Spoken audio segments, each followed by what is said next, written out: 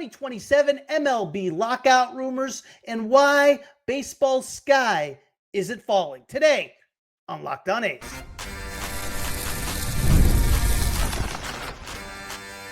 You are Locked On A's, your daily podcast on the Athletics, part of the Locked On Podcast Network. Your team every day.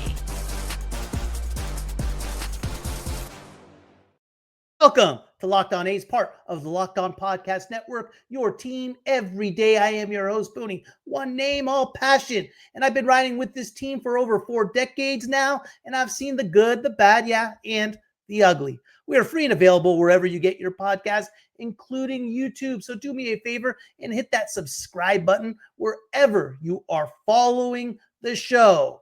We do have a hell of a show lined up for you today. Something everyone is talking about and has all baseball fans on the edge of their seat. Because what I have read lately, it seems that there is no doubt that this will happen. The 2027 MLB lockout. Fortunately for fans, the media's accuracy right now in reporting stories is considerably under the Mendoza line. If this for sure thing will happen, will it affect the A's move to Vegas? I'll cover that later.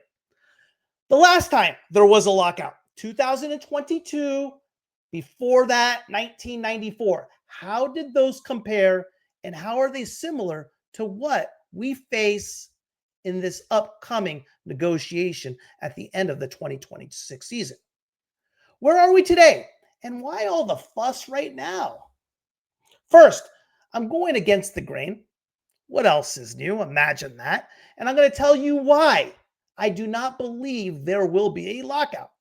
Today's episode is brought to you in part by Game Time. Download the Game Time app, create an account, and use code LOCKEDONMLB for $20 off your first purchase. At the heart of this drama is a 2-word phrase that owners consider salvation and players consider profanity. And those 2 words, salary cap. Baseball is unique among other major sports for having no hard salary cap. Instead, MLB uses a luxury tax, officially the competitive balance tax, that penalizes teams for high payroll but doesn't outright forbid spending. Some owners now argue that this isn't enough. They want a firm ceiling on payrolls, ideally paired with a floor to nudge cheapskate teams to spend a minimum. Yeah, like us. Why now? Look no further than the Los Angeles Dodgers, New York Mets, New York Yankees, and a handful of other big market teams throwing around monopoly money. In 2025, the Dodgers' total payroll commitments, including tax penalties, approach an eye-popping $508 million, roughly equal to the combined payrolls of 6 low-spending teams.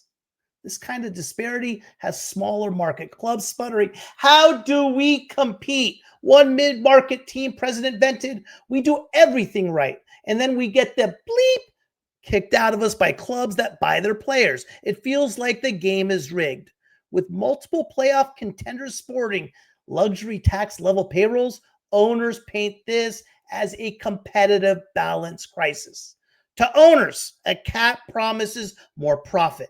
It's not about fairness, has it really ever been? It's about limiting how much the revenue pie players get, thereby boosting franchise values. As one longtime labor lawyer put it bluntly, owners know that if costs are fixed, franchise values will go up. To players, they see it as an artificial suppression of their earning potential in a sport without parity problems to begin with. No MLB player wants to be the generation that surrendered the hard-won gains of free agency by accepting a cap. The union stance for over 5 decades, from Marvin Miller in the 70s to Tony Clark now, has been that a cap is worse than any disease. They point out that baseball has had plenty of different World Series champions without a cap. And they're right. In fact, more teams have won titles in the last few decades than in the NHL, NBA, or NFL. Sure, money helps, but it doesn't guarantee rings. Just ask the Mets, Yankees, whose league-leading payrolls have bought them October tee times in recent years, not trophies. But what is this really all about? Here's what I think is going to happen, and here is why I do not think there will be a lockout. First and foremost, owners know that there is no way in hell the MLB CBA will ever give up the salary cap. We talked about it earlier. It went back over 5 decades ago, and something the union stance has been firm on. From Marvin Miller to today in Tony Clark. I said it earlier. A cap is a cure worse than a disease. Owners know that. There's potential expansion coming in 2028, 2029. There's new TV deals. The owners have so much to risk. So what is this all? It's posturing.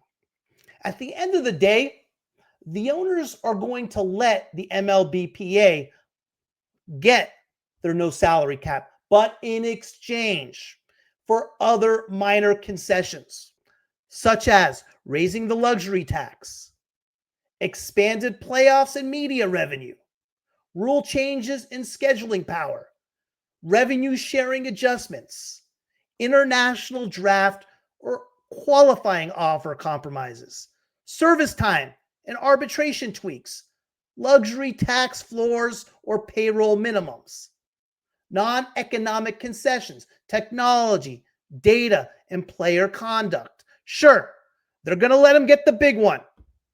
They're going to let them get the no salary cap. The owners know they can't win that one. But at the end of the day, the owners are going to get a majority of those concessions. Why is this all coming up right now with the CBA and the season over a year away? Let's talk about it. Up next. The NFL season is here, and FanDuel has an offer you do not want to miss. Right now, new customers can bet just $5 and get $300 in bonus bets if you win. That's right. Pick a bet, put down $5, and if it hits, you will unlock $300 in bonus bets to use across the app. I love how FanDuel gives me so many ways to play. I have built parlays, tried player props, and even followed the live lines during games. It makes watching football even more exciting when you have got a little something riding on the action. Whether you are a casual fan or love diving into the stats, FanDuel makes the game day experience so much better. So what are you waiting for? Visit FanDuel.com to download the FanDuel app today and get started. Let's be honest, most of us can't even name all of our financial accounts, let alone what they are worth between 401ks, savings, and investments. It's easy to lose track, leaving money on the table. That's why I started using Monarch, an all-in-one personal finance tool that brings your entire financial life together in one clean, easy-to-use interface on your laptop or your phone. It's helped me organize my accounts, track my spending, and get a better handle on my investments without having to touch a spreadsheet. Monarch's visual dashboards and smart tools make it so much easier to understand where my money's going and how to make it work harder for me. Don't let financial opportunity slip through the cracks. Use code LOCKEDONMLB at monarch.com for 50% off your first year. That's monarch.com, code LOCKEDONMLB for half off your first year.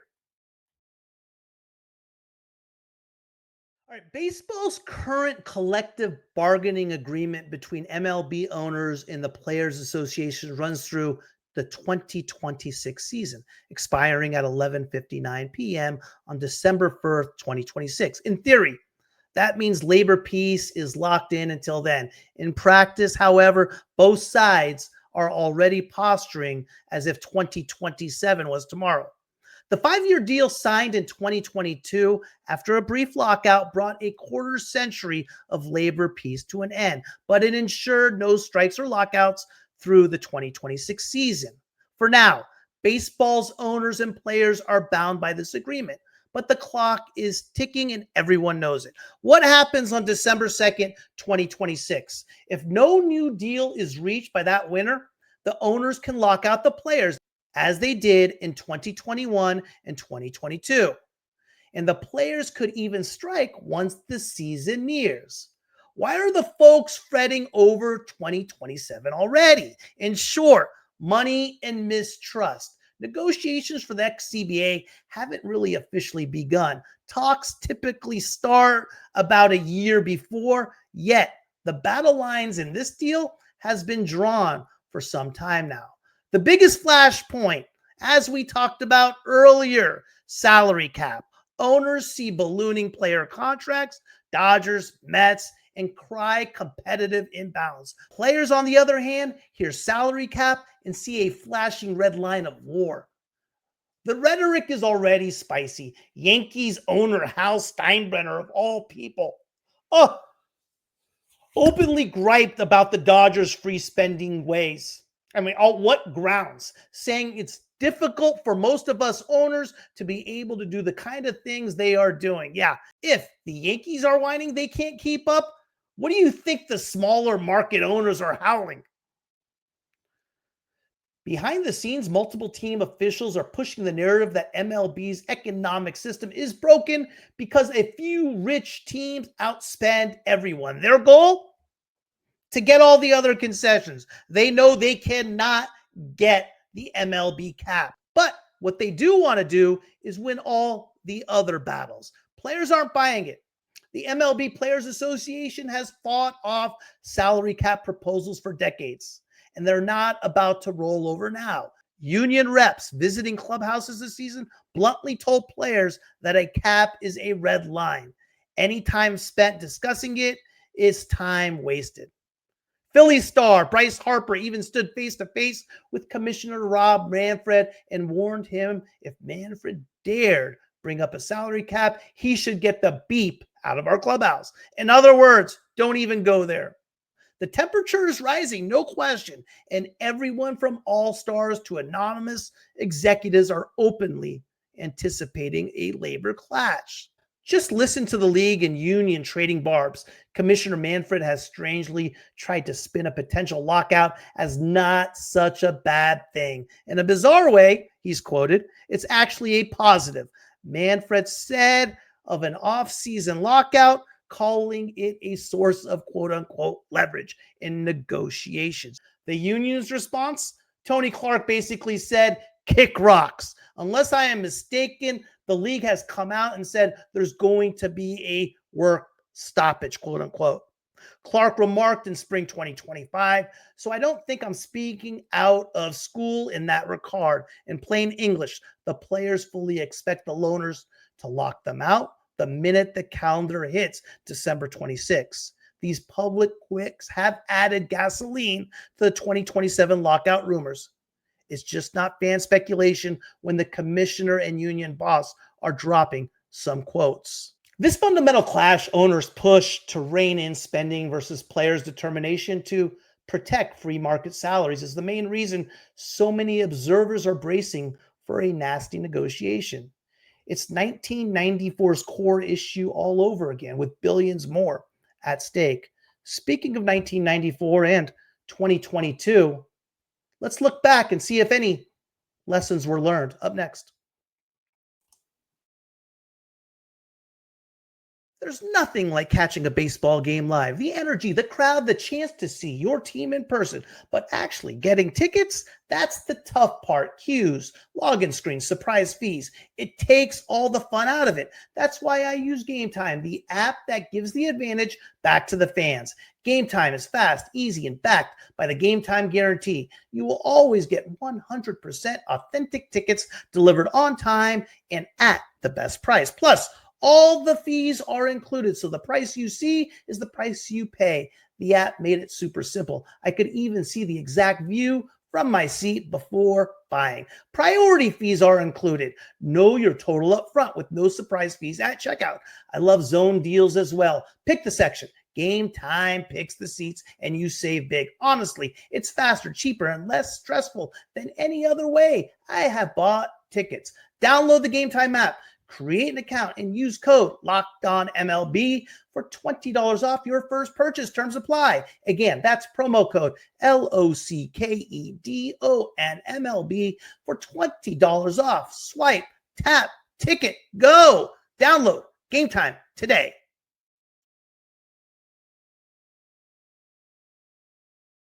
Baseball's labor history is littered with ugliness, but two episodes stand out as reference points for 2027. The 1994 players' strike and the 2021-22 lockout. In 1994, MLB owners tried to impose a salary cap and other changes. The players' union responded by walking off the job in August of 94, a strike that dragged on for months. The result? The World Series was canceled for the first time in 90 years. The 94 strike devastated fans and crippled baseball's popularity for years. Play finally resumed in 1995 only after a federal judge intervened against the owners' overreach, effectively forcing a return to the old agreement. No new collective bargaining agreement was reached until 96, and the wounds ran deep. The lessons of 94. When a salary cap fight is on the table, neither side may blink, and the sport itself can become collateral damage. How about 21-22? What happened there? Fast forward, December 2021. This time it was the owners who preemptively locked out the players the moment the CBA expired, aiming to jumpstart negotiations on issues like luxury tax thresholds, player pay, and free agency timelines. That lockout lasted 99 days, the longest work stoppage in Major League Baseball history. It pushed the 2022 season back a week, but crucially, no regular season games were lost. They squeezed in all 162 by extending the schedule. The owners leveraged the offseason lockout to avoid a midseason player strike, and ultimately both sides compromised on a new 5-year CBA in March of 2022. The lesson of 2022, even amid hostile talks and high stakes, a deal can be struck in time when both sides really need baseball to resume. It was a bruising standoff, but far less catastrophic than 94. Today's situation has elements of both past conflicts. Like 94, a hard salary cap is the ticking time bomb in the room. A third rail issue that could blow up everything like 21 and 22, we're seeing the owners prepared to use a lockout as a negotiating weapon, and the players steering themselves to fight over core economic issues. The 2022 lockout shows that a prolonged lockout doesn't automatically mean games will be lost. Deadlines spur action, and neither side wanted to kill the golden goose of a full season of revenue. But 94 stands as a ghost of Christmas future, a warning of how bad it could get if an entire season or more is sacrificed on the altar of labor war. The fear of 2027's case is that a salary cap is exactly the kind of do or die hill both sides might be willing to die on, just like in 94. Should we be worried? If the owners do not get the amount of concessions I spoke about earlier, if they feel they are giving up the main issue of salary cap, which they already know they have lost, but don't get the other issues, yeah, I could see something happening. Everything we are seeing today is the owners simply posturing. They know they're not getting a hard salary cap. They know that will never, ever, ever happen. They want everything else. They're willing to give that up. They want everything else. That's what this is all about. And if they don't get everything else, which they will be tough on, yeah. Call it cautious skepticism. On one hand, the concern isn't baseless at all, man. By all accounts, the owners are rattling their sabers Multiple club execs have privately said this negotiation feels like it's going to be long and that many owners are ready for a drawn-out fight to get the system changes they want. The union, for its part, is fully expecting a lockout once the CBA expires and has told players to prepare financially for a work stoppage if necessary. When both sides are this braced for battle, it's easy to assume a collision is inevitable. The phrase labor war is being tossed around more than a rosin bag. Even normally measured analysts like those at CBS Sports conclude that yes, a labor stoppage seems likely given the current climate. But it's a big but. Likely is not the same as inevitable. And this is where the doom and gloom may be getting ahead of reality.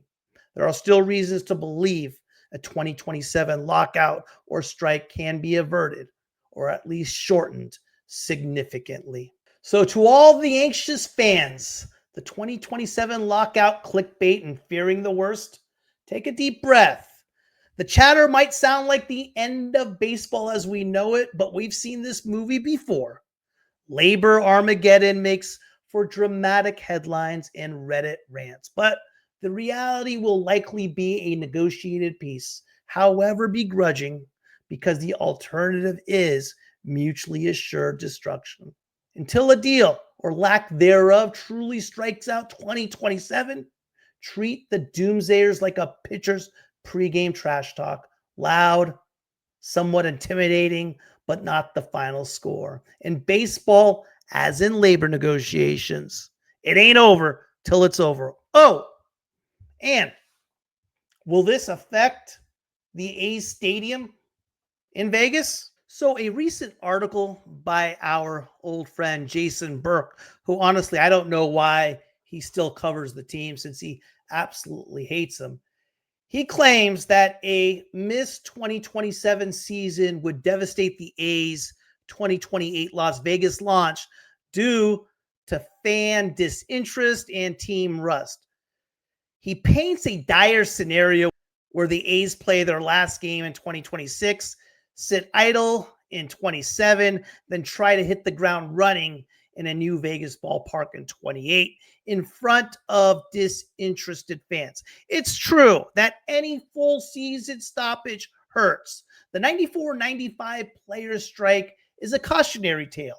After the 94 World Series was canceled, MLB attendance plummeted 20% in 95.